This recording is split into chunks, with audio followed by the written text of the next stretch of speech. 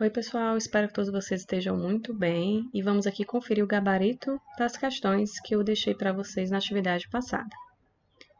Primeira questão. Tem-se duas pequenas esferas A e B condutoras, descarregadas e isoladas uma da outra. Seus centros estão distantes entre si de 20 centímetros. Cerca de 5 vezes 10 a 6 elétrons são retirados da esfera A e transferidos para a esfera B. Item A. Qual o valor do campo elétrico em P? Item B. Qual a direção do campo elétrico num ponto R sobre a mediatriz do segmento AB? Segunda questão. Duas cargas pontiformes Q1 igual a 50 vezes 10 a menos 9 coulomb e Q2 igual a 32 vezes 10 a menos 9 coulomb estão colocadas nos vértices de um triângulo retângulo de medidas 3 metros, 4 metros e 5 metros. Determine a intensidade do vetor campo elétrico resultante no ponto P. Vamos lá? Primeira questão. Bom, a primeira questão, nós temos duas esferas condutoras, só que elas estão descarregadas, estão isoladas uma da outra. Os centros estão distantes entre si de 20 centímetros. Os centros das cargas estão distantes de 20 centímetros. Então, é porque a distância daqui para o ponto P é 10 centímetros e daqui da carga B para o ponto P também é de 10 centímetros. O enunciado fala que cerca de 5 vezes 10 a 6 elétrons são retirados da esfera A. Então, se você retira 5 vezes 10 a 6 elétrons, essa carga A vai ficar uma carga positiva, a carga de A. E se esses elétrons são retirados e transferidos para a carga B vai ficar negativa, a carga B. E qual vai ser essas cargas? A carga de A, que é uma carga positiva, porque A teve elétrons retirados. Quantos elétrons foram retirados? 5 vezes 10 a 6 elétrons retirados. E cada elétron possui uma carga de 1,6 vezes 10 a menos 19 coulomb. Então, a carga de A vale vezes 10 a menos 13 coulomb. Achamos a carga de A. A carga de B é uma carga negativa, porque A perde esses elétrons, ficando positiva, e B ganha, ficando negativo. O quão negativo ele ficou, já que inicialmente eles estavam descarregados? 5 vezes 10 a 6 foi a quantidade de elétrons que ele ganhou, só que cada elétron tem uma carga de 1,6 vezes 10 a menos 19 coulomb. Então, a carga de B, negativo. As cargas são iguais, QA e QB, são iguais em módulo, mas possuem sinais contrários.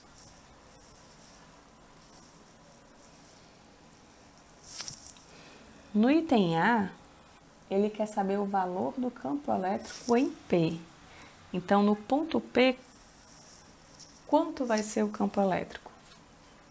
Ora, a carga positiva, a gente já aprendeu que possui linhas de campo saindo da carga radialmente. Então, no ponto P, a carga positiva vai ter um campo devido a A saindo da carga, então apontando na direção I chapéu.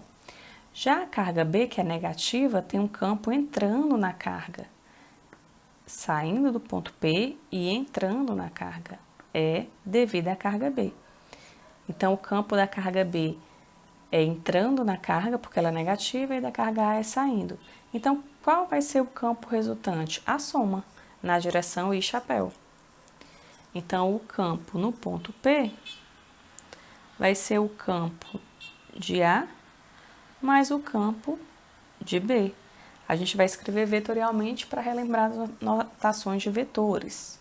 A gente sabe que a expressão do campo, o módulo do campo, é dado pela relação K vezes módulo de Q dividido pela distância ao quadrado. Então, vamos só substituir aqui.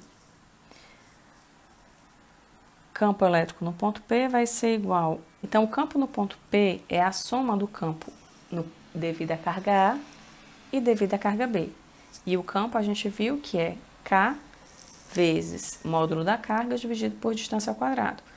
Como os módulos das cargas são iguais e as distâncias são iguais, a gente pode só somar esses dois termos. Então, o campo no ponto P é 2 vezes K vezes o módulo da carga dividido pela distância ao quadrado. Isso aqui na orientação I chapéu, direção I chapéu, sentido do eixo X positivo. Então, o campo no ponto P é só substituir. O K vale 9 vezes 10 a 9. A carga a gente já achou, o módulo dela é 8 vezes 10 a menos 13, dividido pela distância, que é 0,1 ao quadrado. Isso aqui é a orientação, direção e chapéu. Então, o campo no ponto P, 1,44 Newton por Coulomb na direção e chapéu. E aqui a gente respondeu o item A da nossa questão. No item B, ele quer saber a direção do campo elétrico no ponto R. Nesse ponto aqui, ele não pede para você fazer as contas, ele pede apenas para você indicar a direção do campo elétrico. Então, aqui, a carga A é uma carga positiva, então as linhas de campo são saindo da carga. Então, lá no ponto R, a linha de campo é saindo da carga, então aponta para cá. Esse aqui é o campo da carga A. Já a carga B, ela é negativa, então as linhas entram na carga. Então, como você está olhando para o ponto R, o campo devido à carga B é entrando na carga. Aqui é o campo devido à carga B. Para onde é que vai estar, então, a orientação? É só a gente utilizar aqui a regra para os vetores, que a gente identifica, faço uma reta paralela a essa, traço uma reta paralela a essa, vamos lembrar aqui de vetores, e no ponto de interseção aqui, a gente identifica o vetor resultante. Aqui é o E resultante. Então, está apontando na direção I chapéu. Poderíamos também resolver aqui decompondo, né, as coordenadas. Então, a gente teria EB a coordenada I, Y é a coordenada X, e o EA a coordenada X e a coordenada Y. As coordenadas Y iriam se cancelar e ia ficar apenas duas contribuições ao longo do eixo X. Outra forma também de você fazer, se você quiser fazer, identificando a partir das componentes X e Y dos vetores, tanto é A quanto é B. Só isso. Vamos para a segunda questão. Na segunda questão, ele pede para identificar o campo elétrico no ponto P. Campo elétrico resultante no ponto P. A carga 1 é uma carga positiva e vale 50 vezes 10 a menos 6 Coulomb. É uma carga positiva. Então, as linhas de campo dela são saindo. Então, lá no ponto P, está saindo. Então, ao longo dessa linha aqui, a gente tem o campo devido à carga 1. Ao longo da mesma linha aqui do teu triângulo. A carga 2 também é uma carga positiva. Então, as linhas de campo são saindo. Então, eu tenho agora, nesse sentido aqui, um E2. Porque as linhas, elas estão saindo aqui radialmente. Só que eu quero ao longo dessa linha. Porque eu estou analisando o ponto P especificamente. Então, se a gente lembrar aqui do nosso sistema de coordenadas, x e y, a gente já identifica que E2 está na direção X. Então, o campo, vamos escrever vetorialmente, né? Para relembrar tudo que a gente aprendeu sobre vetores. Então, vetorialmente, E2 vai ser o campo devido à carga 2, e a gente conhece a expressão do campo, é K, módulo da carga 2, dividido pela distância 2, ao quadrado, na direção I chapéu. Então, a gente identifica o vetor E2, a gente já pode encontrar ele, para depois calcular essa resultante aqui, como sendo 9 vezes 10 a 9, a carga 2 vale 32 vezes 10 a menos 9, na direção I, dividido pela distância 2, que é da carga 2, que é 4. 4 ao quadrado. Então, o campo 2 vai ser igual esse 10 a 9 com esse 10 a menos 9, repete a base, somos expoentes. Então, vai ficar 10 elevado a 0, que é 1. Aí, eu tenho 9 vezes 32 dividido por 16. Na direção I chapéu. Então, o campo 2, 18. Newton por Coulomb na direção I chapéu.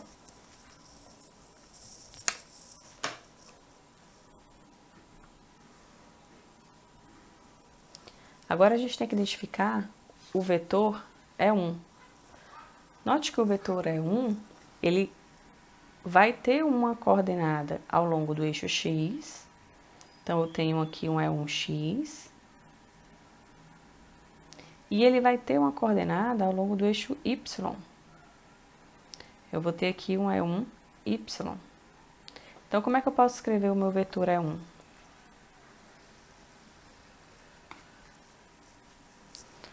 E1 vai ser igual a essa coordenada ao longo do eixo X, E1 ao longo do eixo X, na direção I, mais direção J chapéu. Aí, aqui, a gente tem que identificar quem são essas componentes X e Y. Aqui eu tenho um ângulo θ e é o mesmo ângulo daqui, porque são opostos pelo vértice. Então, aqui também é θ. Então, como é que eu vou escrever essas coordenadas aqui? Essa aqui está com o ângulo, colada ao ângulo, é cosseno θ, e essa aqui está sem o ângulo, é seno θ. Então, o teu vetor E1 vai ser igual a... Quem vai ser a componente E1x? Vai ser E1 cosseno θ. Isso aqui é vetores, da composição de vetores que a gente estudou lá em física básica. E1 cosseno θ na direção I, mais essa coordenada aqui vai ser E1 seno θ na direção J. E aí, como é que eu identifico o seno e o cosseno? A partir do triângulo, ó. Desse triângulo aqui, a gente conhece que o seno de θ vale, quem é o seno? É o cateto oposto sobre a hipotenusa. Então, vai ser 3 sobre 5. E quem é o cosseno de θ? É cateto adjacente sobre a hipotenusa, que é 4 sobre 5. Então, a gente escreve aqui, esse é E1 em evidência, E1, que multiplica cosseno θ na direção I, mais seno θ na direção J. Então, o teu vetor E1, eu vou reescrever agora o E1, que é o campo, né? O módulo do campo é K vezes o módulo da carga 1, dividido pela distância 1 ao quadrado. E já vou substituir aqui o seno e o cosseno que a gente encontrou a partir do triângulo. O cosseno θ é 4 sobre 5 na direção I. O seno θ é 3 sobre 5 na direção J. Então, substituindo as outras quantidades, o K ele vale 9 vezes 10 a 9. Então, aqui Q1 vale 50 vezes 10 a menos 9, dividido por D1. Olha na distância no triângulo, é 5 ao quadrado. Aqui fica 4 quintos na direção I, mais 3 quintos na direção J. Já posso simplificar 5 vezes 5, 25. 50 com 25 vai dar 2. Então, aqui, esse 10 a menos 9 vai embora com 10 a menos 9. Repete a base, somos expoentes. Vai ficar 10 elevado a 0, que é 1. Então, vai ficar 9 vezes 2 apenas aqui em cima. Então, é 1 vai ser igual a 18, que multiplica 4 sobre 5 na direção I, mais 3 sobre 5 na direção J. 14,4 na direção I, mais, estou apenas multiplicando aqui os termos, 10,8 na direção J. Então, o nosso vetor E1 vale 14,4 na direção I, mais 10,8 na direção J. Newton por Coulomb. E a gente também identificou o campo E2. O campo E2 vale 18 I Newton por Coulomb. Então, o que é o resultante? A resultante é a soma desses dois campos aqui. Então, o que ele pede no problema é o campo resultante. O campo elétrico resultante é a soma do campo elétrico de 1 mais campo elétrico de 2. Então, o resultante vai ser igual a... Vou somar os termos que tem I, esse termo aqui com esse termo aqui. 32,4 na direção I, mais 10,8 na direção J, Newton por Coulomb. Só que no enunciado, ele não pede para você identificar o vetor, ele pede para você calcular a intensidade. Então, ele pede o módulo. Então, o módulo de qualquer vetor é só calcular a raiz quadrada das componentes ao quadrado. Dá 34,15. O E resultante dá 34,15 Newton por Coulomb. E aqui é o módulo do campo elétrico resultante no ponto P, que é exatamente a soma do campo 1 e do campo 2, que traz a resultante no ponto P.